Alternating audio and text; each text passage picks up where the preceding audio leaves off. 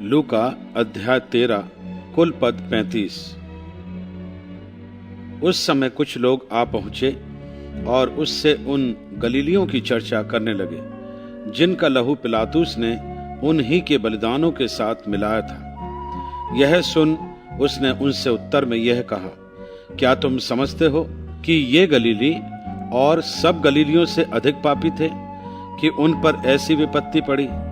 मैं तुमसे कहता हूं कि नहीं, परंतु यदि तुम मन ना फिराओगे तो तुम सब भी इसी रीति से नष्ट होगे। या क्या तुम समझते हो कि वे 18 जन जिन पर शीलो का गुम्मट गिरा और वे दब कर मर गए, यरूशलेम के और सब रहने वालों से अधिक अपराधी थे? मैं तुमसे कहता हूं कि नहीं, परंतु यदि तुम मन ना फिराओगे तो तुम सब भी इसी रीति से नष्ट होगे। फिर उसने यह दृष्टांत भी कहा, किसी की अंगूर की बारी में एक अंजीर का पेड़ लगा हुआ था। वह उसमें फल ढूंढने आया परंतु ना पाया। तब उसने बारी के रखवाले से कहा, देख, 3 वर्ष से मैं इस अंजीर के पेड़ में फल ढूंढने आता हूं परंतु नहीं पाता। इसे काट डाल कि यह भूमि को भी क्यों रोके रहे। उसने उसको उत्तर दिया, हे स्वामी, इसे इस वर्ष और रहने दे कि मैं इसके चारों ओर खोद कर खाद डालूं। यदि आगे को फले तो भला, नहीं तो उसे काट डालना। सब्त के दिन वह एक आराधनालय में उपदेश कर रहा था।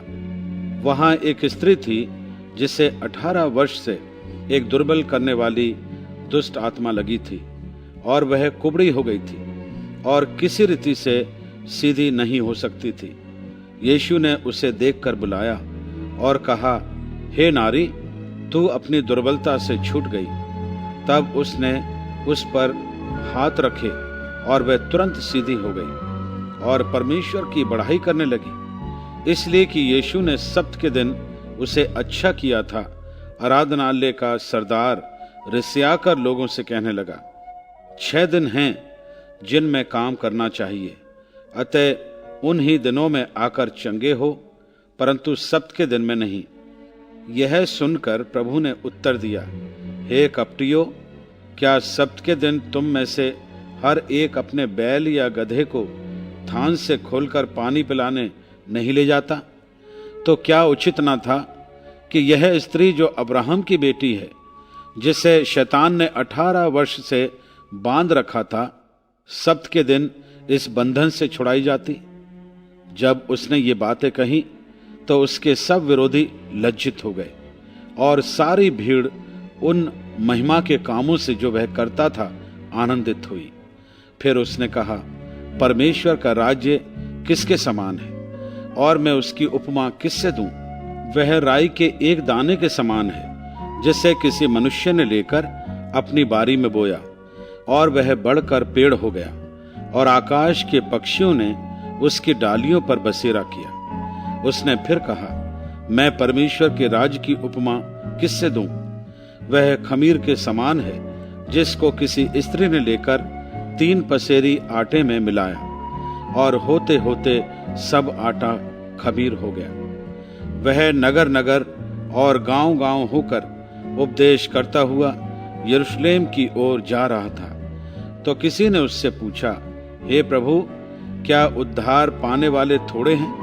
उसने उनसे कहा, सकेत द्वार से प्रवेश करने का यत्न करो, क्योंकि मैं तुमसे कहता हूं कि बहुत से प्रवेश करना चाहेंगे और ना कर सकेंगे। जब घर का स्वामी उठकर द्वार बंद कर चुका हो और तुम बाहर खड़े हुए द्वार खटखटाकर कहने लगो, हे प्रभु, हमारे लिए खोल दे, और वह उत्तर दे, मैं तुम्हें नहीं जानता, तुम कहाँ के हो? तब तुम कहने लगोगे, हमने तेरे सामने खाया पिया और तूने हमारे बाजारों में उपदेश किया। परंतु वह कहेगा, मैं तुमसे कहता हूं, मैं नहीं जानता तुम कहां से हो। हे कुकर्म करने वालों, तुम सब मुझसे दूर हो। वहां रोना और दांत पीसना होगा जब तुम अब्राहम और इसहाक और याकूब और सब भविष्यद्वक्ताओं को परमेश्वर के राज्य में बैठे और अपने आप को बाहर निकाले हुए देखोगे, और पूर्व और पश्चिम, उत्तर और दक्षिण से लोग आकर परमेश्वर के राज्य के भोज में भागी होंगे। और देखो, कुछ पिछले हैं वे पहले होंगे, और कुछ जो पहले हैं वे पिछले होंगे। उसी घड़ी कुछ फरीसियों ने आकर उससे कहा, यहाँ से निकल कर चला जा, क्योंकि हेरोदेस तुझे मार डालना चाहता है। उसने उनसे कहा, जाकर उस लोमड़ी से कह दो कि देख, मैं आज और कल दुष्टात्माओं को निकालता और बीमारों को चंगा करता हूँ, और तीसरे दिन अपना कार्य पूरा करूँगा। तो भी मुझे आज और कल और परसों चलना अवश्य है, क्योंकि हो नहीं सकता कि कोई भविष्यवक्ता यरूशलेम के बाहर मारा जाए।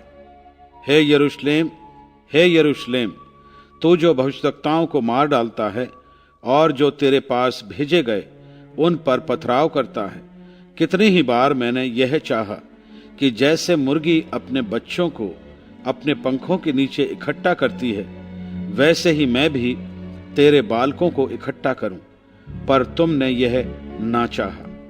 देखो, तुम्हारा घर तुम्हारे लिए उजाड़ छोड़ा जाता है, और मैं तुमसे कहता हूं, जब तक तुम ना कहोगे धन्य है वह जो प्रभु के नाम से आता है, तब तक तुम मुझे फिर कभी ना देखोगे।